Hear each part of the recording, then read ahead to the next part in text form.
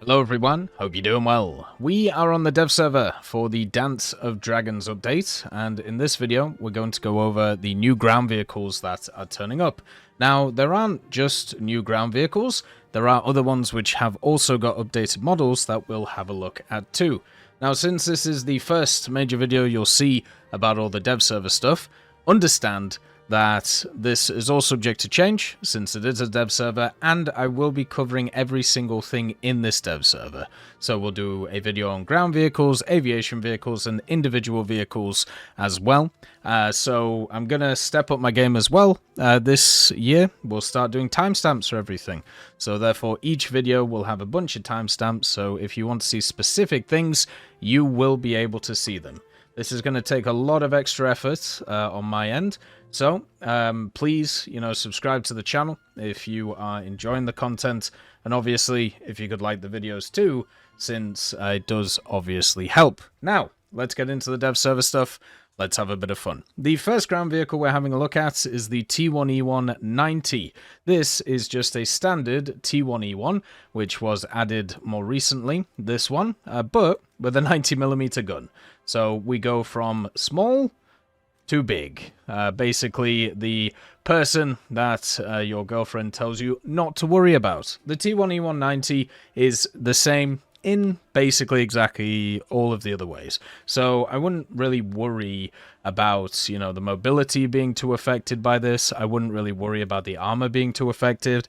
Right now, when it comes to dev server, even though the hull armor here, if you actually compare it to the standard T-80U-E1, it looks kind of slightly different, but by the model that is here, it's exactly the same. So I really wouldn't get too hung up on that. The major difference is the gun. Even the transmission itself is the same, so you still get that really good forward gear, and you also get that really good reverse gear, which is quite nice on it. So the 90mm is the T7 cannon. This means it gets access to the M82 shot, which, remember, they're not nerfing the APHE stuff. So yeah, rounds like this and also on the Soviets and the Germans will be incredibly powerful now.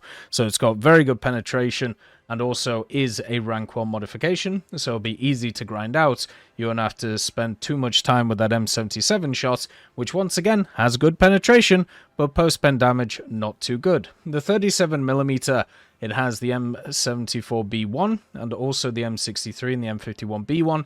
These are all the standard rounds that you'll find on the 37, not just on the T-80U-E1, but also a lot of other American vehicles. And since it is coaxially mounted, it can do quite a lot of damage to stuff like tracks or lighter targets, or just trying to plink and plonk and annoy people while your 90mm is reloading. Since it's a 90, it will take a little bit longer to reload than the standard 76, and it doesn't have the stabilizer, which is the other big change between them. This means that this vehicle is 5.7 instead of 5.3, and it still keeps some of the other factors which make it really nice. It has the 350 cals, so the top mounted 50 cal, and also the 250 cals in this kind of setup. So yeah, that's also pretty good. The other part as well is the ammunition is stored in kind of weird places. There isn't a first stage ammo storage yet. My guess is it'll be this, but who knows at this point. The T-80U-E1 coming in is looking quite nice. I'm sure many people enjoy it. Then we have the HSTV-L.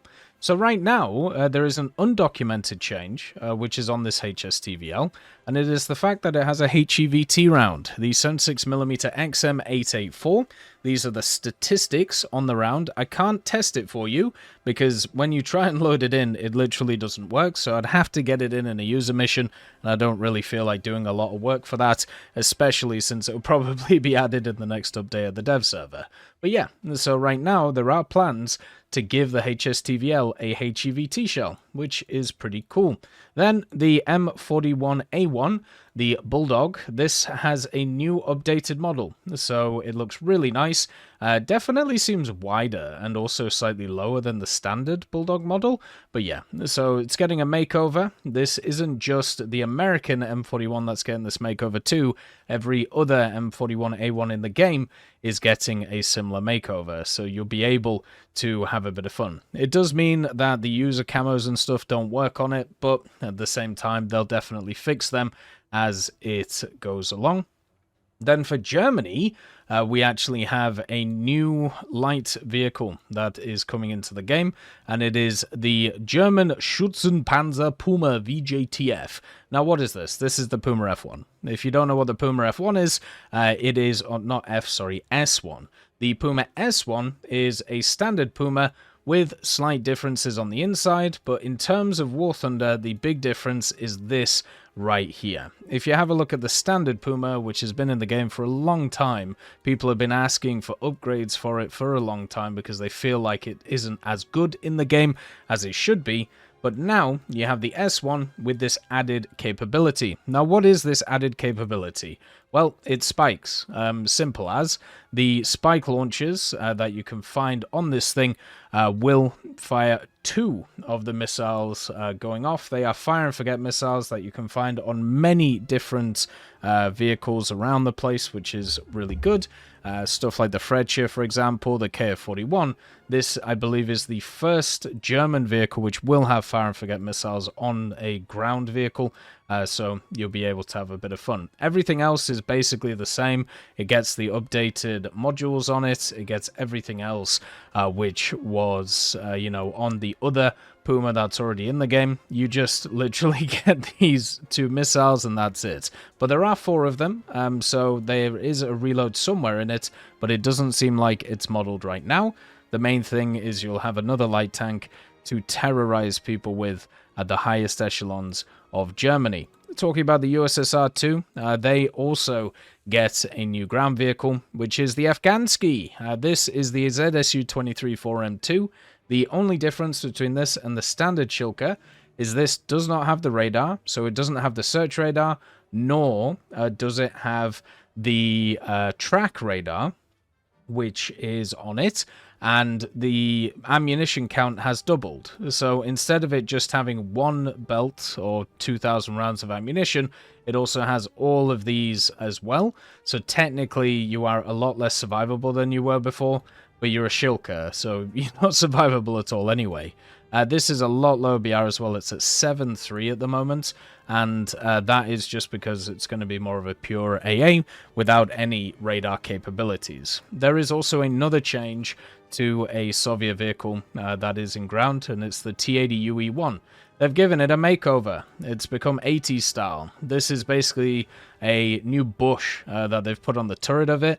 I gotta be honest, it doesn't look great, does it? It looks kind of weird, and I don't know whether I like it or not. When you get closer, it looks a little bit better, but it's as if when you like zoom out, it just doesn't look as nice. It makes it look kind of blurry, but I suppose it is camouflage, so that's the point.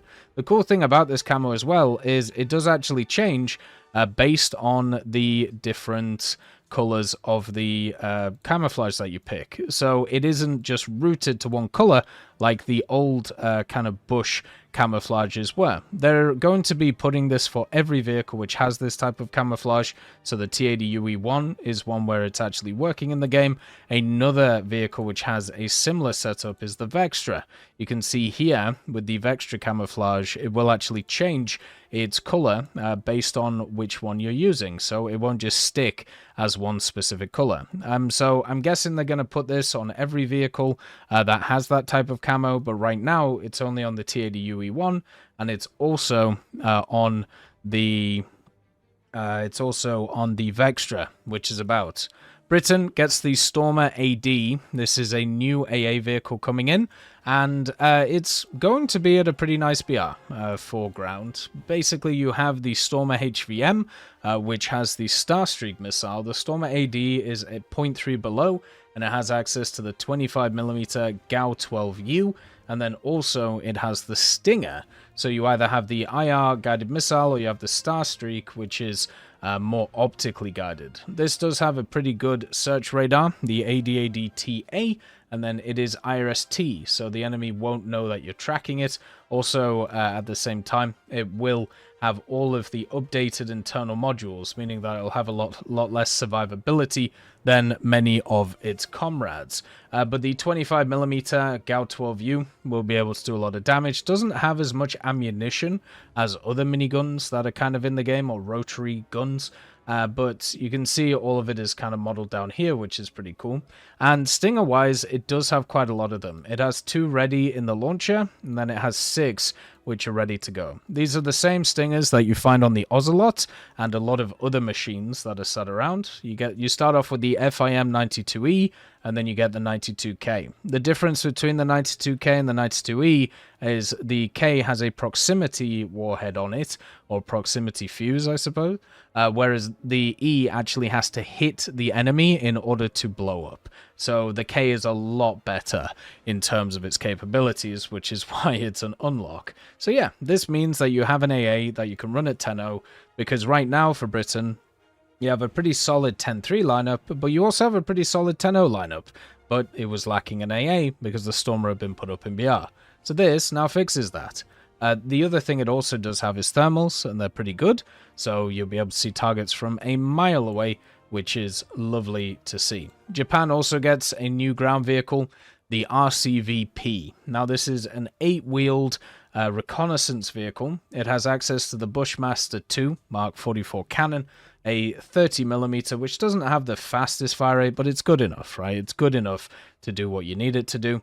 The vehicle is fast, it's very mobile, it has a very good transmission, meaning that you can go fast forward but also very fast backwards, and it has a really interesting booty to it. So you have this kind of rolled homogeneous armor to keep it alive, even though it really doesn't have a lot, but you actually have 2 people in the back here on this FCS system, which does the LWS and LR. So that means if you get hit in the front, you can actually survive, because these guys can take the driver and gunner position. And if you get hit in the back, then yep, you do lose the LWS-LR, but generally, you know, you'll be fine. The vehicle has APF-SDS for the gun. It has very good thermals, since this is a very modern vehicle. LWS-LR is really nice. The only thing it's missing is it doesn't really have any missiles. So you are just going to have the 30mm Bushmaster, and that's it. There is one thing I do really like about this vehicle, though. You might see back here that there is a piece of electronic equipment which is attached to an optic, the commander optics. What you can actually do with this vehicle, similar to stuff like the PLSS, for example, for the Swedish, is you can pop up the commander's optic. And what this will mean is you can sit behind a rock and then, whoop, you can just kind of stick this out and scout everything that's around.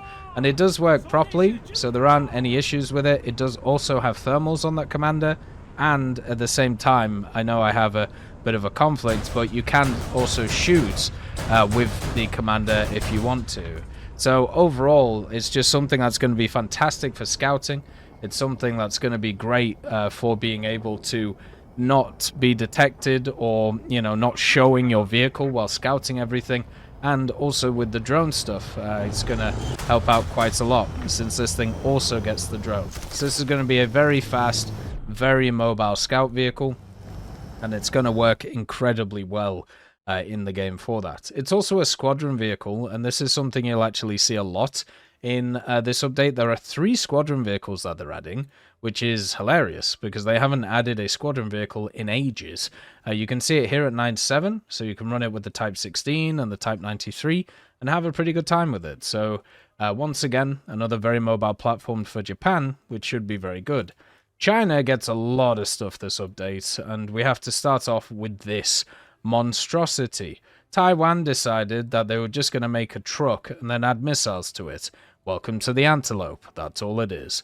They took Skysword missiles, which are these air-to-air missiles that were indigenously developed by Taiwan, and they have attached them to a truck, and then now it's an AA vehicle. So basically, it is a tiny truck, by the way, with these huge missiles. You can see how big that they are, and you only get 4 of them, so you're going to have to stay near a cap zone, or maybe if they add in those ammo boxes for AA, you'll be able to get a reload in, but you'll be able to motor around at quite a good click, and also you do have scouting, since you can't defend yourself from the ground, which is quite fun. So the TC-1L is the new missile, which, as I said, is basically the Sky Sword. It has pretty good lock range, good guidance time, and also a good maximum overload. The major problem I have with these IR-AAs is pretty simple. One of the problems is being able to lock on to helicopters from range. Against stuff like planes, it's usually completely fine. So for example, like this guy up here, like, you know, you have a very large seeker and you're able to like do whatever. Yeah, I know that didn't do anything, but you know what I mean. Like the seeker itself is huge and you can lock on, and the actual missiles themselves move quite well. You can see how it like sets up for that vehicle and everything. But for stuff such as helicopters, the lock isn't as easy, and that's the major problem with these things. The other part is it doesn't have thermals, it doesn't have a radar, it doesn't have anything like that. It is just straight up a truck with missiles on it, and only 4 of them, so once they're out, you're pretty much useless. The camera is miles back on this vehicle as well, so you can see everything around you, which is fantastic. But yeah, it just looks so ridiculous, and yeah, it's it's just great. Like, I'm really enjoying how insane this little vehicle is, and it's one of those that I feel like many people have been looking forward to for a long time, the good old Antelope, so it's nice to see it. Moving on from AAs to MBTs, there is a few MBT changes for the Chinese. First of all, the ZTZ99A. Now, supposedly, this one got a model change, and a very small model change, because I can't tell what has changed. I'm sure there'll be some keen-eyed people or someone who can tell me what has changed on the ZTZ, but if I'm honest with you, when I look at this model, it looks exactly the same as the other one. So my guess is a few micro changes which are around. There is a new premium though. This is the Khalid. This is the vehicle which was exported to Pakistan by China, which is something we're seeing quite a lot of in War Thunder, some Pakistani vehicles. This one is very similar to like the MBT 2000 that's here, and also some others. It has the 125mm ZPT98. It has the 7.1 reload, just like all the Chinese vehicles, and it has access to the DTC-10-125. Also, thermals package, which is nice, laser rangefinder, and the big one, which is really pretty good about this vehicle, it has a reverse, so you're not stuck only going one way. You can fire, retreat, and then just keep doing that over and over again, which is fantastic. So that is a huge bonus, because it could have easily had a poor reverse like the ZTZ96, but instead it has the good reverse. It does have its autoloader modeled, and also other compartments of the updated Model 2. Has a little bit of composite armor here. The armor is not fully finished yet, as you can tell, since the ERA blocks aren't even set up. And by the way, you can actually now customize what you see on the X-ray, which is really cool. So if you just want to see the armor parts, you can only, you know, you can do this, and then you can just see what's there. But as I said, it's not finished, so just understand that. But yeah, really cool. And this is a new premium that's coming in for China at 10.7. It will be fine. It will be good. I just don't know if the other BRs change, if it will be okay, because at 10.7, you get up to 11.7, which is the highest BR, and you'll get eaten alive. So yeah, we'll have to see what goes on with it. For Italy, they have a change to the Freccia. They have another updated model on this.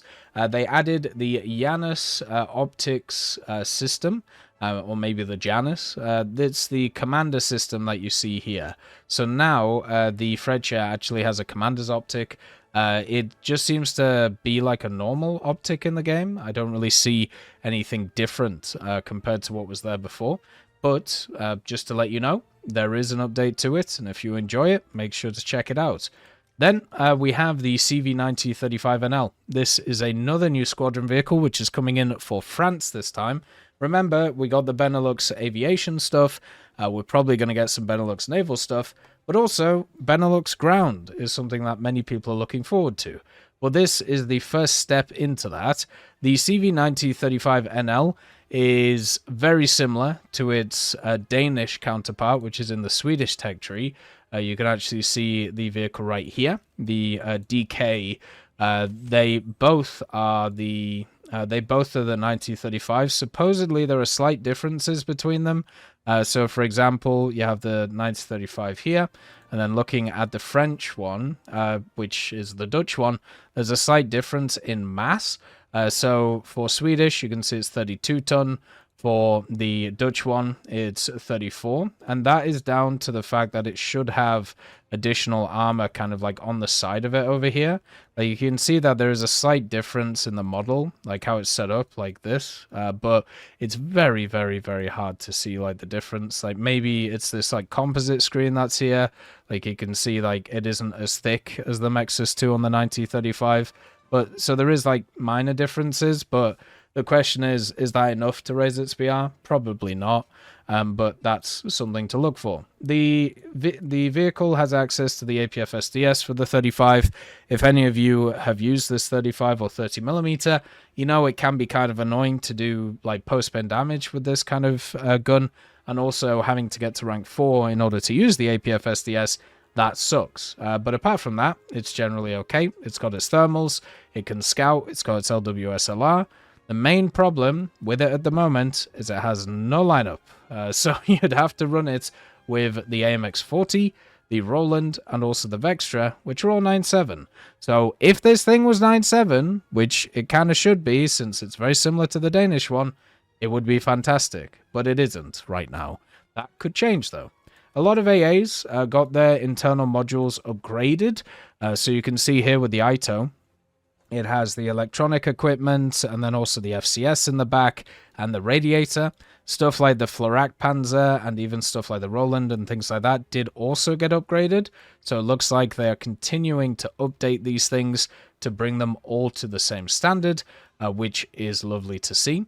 And then for Sweden, you have the KV-1 M1942. So this is different to the other KV-1s that we have in the game.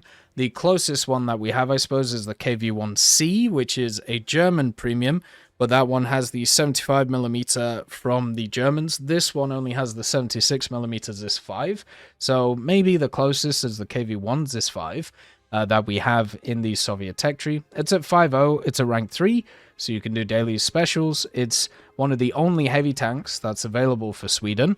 You have the Kungstiger, which was the Battle Pass one, and now you have the KV-1. Both of these are the only heavy tanks in this tech tree, and it sucks that it is a premium.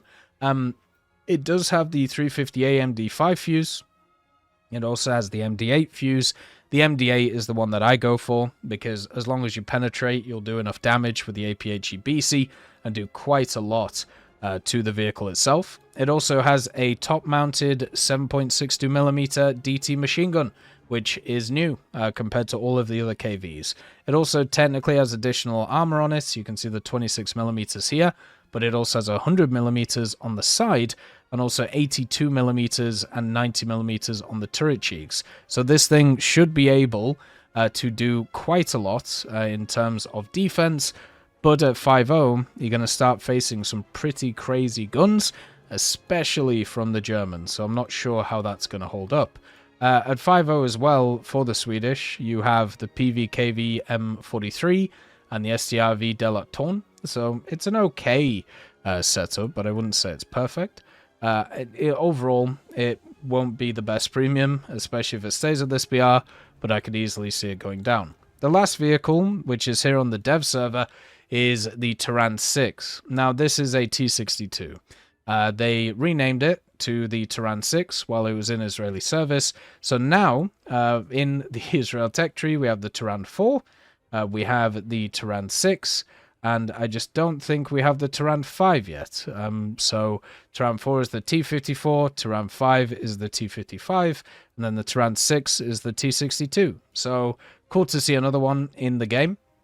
The difference between this and the standard T-62 is this one has like extra stowage compartments on it, and also the machine guns. So it has the 50 cal on the barrel, and then it has two 30 cals or 7.62mm behind it. So technically it has a better secondary setup, but it's not really going to make a huge difference. You still got the 115mm, you still got the good mobility, and you still have the rounds to be able to play around with, whether you are a 3BM4 enjoyer or a 3BM3. Both of them are available to you. The major thing about this vehicle, though, is it's another vehicle that you can add to that 8.7 lineup for the Israelis. You have all these three, which are here. You have the Gimel, then you also have the Giraffe and the Shilka, that you can add into this lineup. So it's a pretty stacked one, and you can even bring along some aviation stuff as well, which is around the place. So yeah, nice to see it. There is one last thing that I want to show you from a ground point of view, and that is there are some new sights that are coming in for different vehicles. So I don't know if this applies to every set of vehicles or every vehicle in the game, but at least like the high tier ones, if you go to options and then if you go to common battle settings, you will find there is a bunch of different alternate sights that you can pick from. So you have the US modern sight with range, then the short range one. We'll just have a look at these ones. So the US one looks like this. So now you can, you know, have a much more modern type of sight compared to what you used to, if you prefer like that look compared to other ones. And then you also have the Russian one that they use, and you can see here, this is what it looks like. This is more what I would class as more similar to like the old school sights from the Second World War compared to the American one. So you have like your stuff on the side, and then you can work out, you know, how far a target is moving left or right, so then work it out. And then you have another kind of Russian sight, which is the ZTZ99A sight, which I'm guessing is for autocannons, because it really doesn't show you too much. It basically just shows you the cross, and that's it. So in the roadmap, they talked about the fact that they were going to add in more sights, and it looks like this is the first kind of step towards that, which is pretty cool. Anyway, that is the new ground vehicles that are in and on the dev server. As always, hope you have a wonderful day, and I'll see you next time. I'd just like to thank GMG Smiley, CD Beans, Chieftain Mike, EMN3 Galaxy, Tulio Pontecorvo, Brendan Quinn, Carrion Crow, Gus Irenicus, Pyman, Wartinder, Teddy, Daniel Stanton, Martinez, B. Young, Ozzy Panzer, Alan Hacker, Liam Shear, Opium Prime, Lafouche, Sem, Aslan, Uncle Bean, and Derek R. for supporting the channel.